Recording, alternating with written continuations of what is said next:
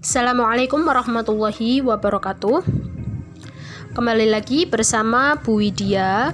Kali ini Bu Widya akan menyampaikan materi mengenai perencanaan usaha makanan awetan dari bahan pangan hewani. Jadi setelah semester kemarin kita sudah membahas mengenai makanan awetan dari bahan nabati dan kalian sudah mempraktekannya.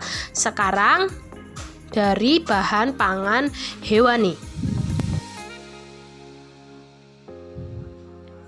Yang pertama, pengolahan makanan awetan dari bahan pangan hewani. Jadi, produk makanan awetan hewani yaitu produk awetan dari bahan hewani yang sudah mengalami proses pengolahan sehingga mempunyai keawetan yang lebih tinggi. Jadi, hal ini bisa berupa makanan maupun minuman. Nah, sekarang kita langsung saja ke contoh makanan awetan hewani. Yang pertama, ini terlihat daging yang sudah kering. Namanya apa? Ya, betul. Namanya yaitu dendeng. Jadi dibuat dengan cara daging dipotong-potong tipis dan dikeringkan. Dikeringkan di sini bisa dijemur atau bisa juga di oven. Jadi daging ini jika dibuat dendeng akan lebih awet. Selanjutnya yang kedua, ini terlihat udang. Nah, disebut udang ebi. Berbahan baku dari udang yang diolah dengan cara dikeringkan. Jadi seperti kalian tahu, kalau misalkan ibu kalian memasak oseng menggunakan ebi yang kecil-kecil, itu juga termasuk makanan awetan. Nah, yang ketiga ini sudah terlihat jelas, namanya ikan asin. Jadi ikan asin ini pengawetannya bisa dilakukan dengan cara penambahan garam atau pengeringan.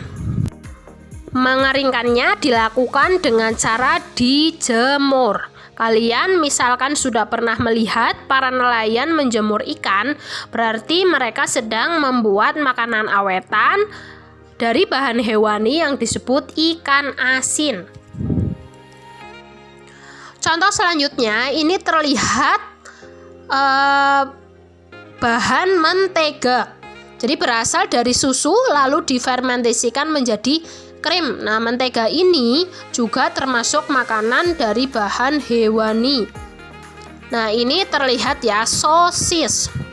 Jadi sosis ini berbahan dasar dari daging dan juga tepung yang dibumbui dan diolah sedemikian rupa sehingga bisa awet jika disimpan di freezer.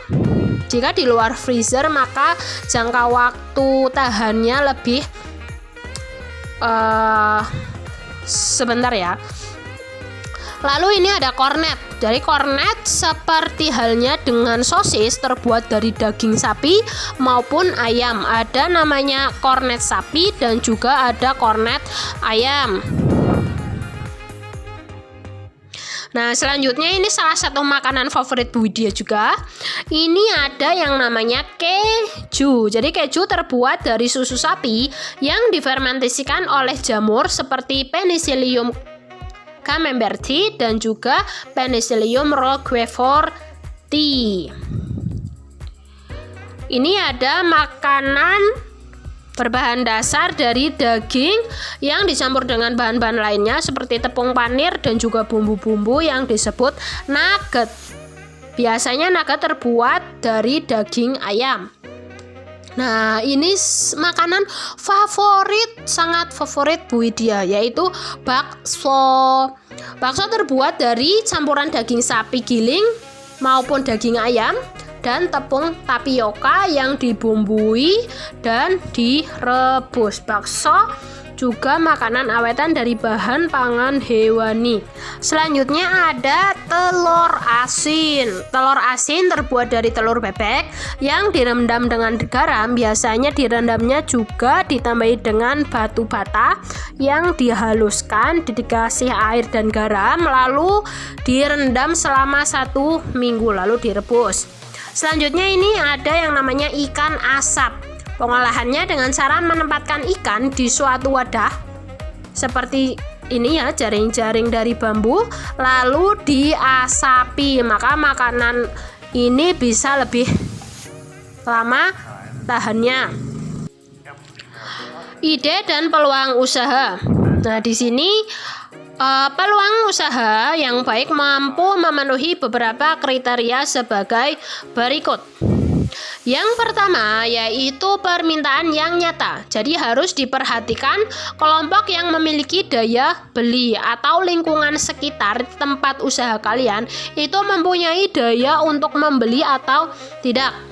Yang kedua, pengembalian investasi atau memberikan hasil tepat waktu. Misalkan kalian modal 5 juta, modal 5 juta itu bisa kembali dalam jangka waktu berapa lama, kalian perhitungkan juga.